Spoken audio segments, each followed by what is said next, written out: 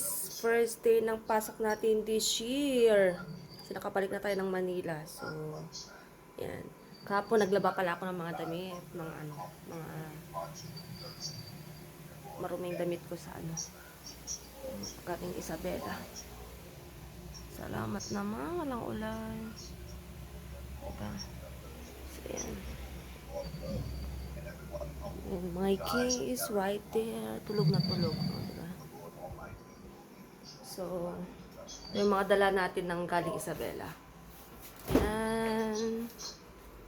Ano pa ba yung mga gulay-gulay? Nagpapadala ako ng mga gulay-gulay din dito. Ayan. Lang naman ang dala natin. Hindi na tayo nagdala. Nutella, yung suha. Kasi ito yung lutuin natin ngayon para sa baon natin. Corn beef.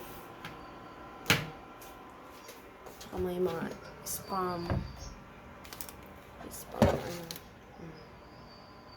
Ayan. Tulip. Yan lang. Wala tayong masyadong dala kasi mahirap magbitbit ng dami. Dami mga pasahero. So, magluto na tayo, guys. Yan. Dry nga lang yung corned beef ng ibang bansa. Diba, hindi tulad sa atin na parang mamisi. Ito dry na dry.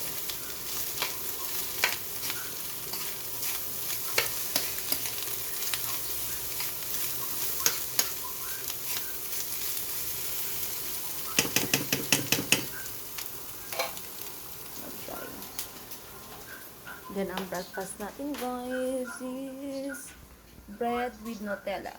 And coffee, of course. Yung isa, nandoon, tulog na tulog.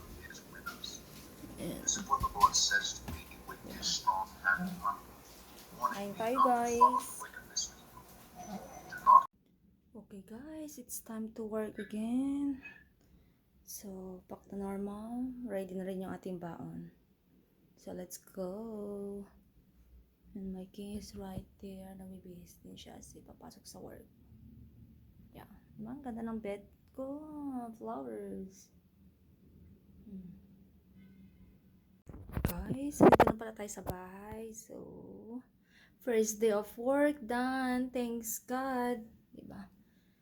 So, bumili lang ko ng konting grocery kasi wala akong mga kape na. Tsaka, syempre, meron tayo today. Tapos yung pang chop suey natin nandyan. Kasi may nabili akong gulay dun sa probinsya kaya. So, we are here na. Ang ganda talaga ng bed.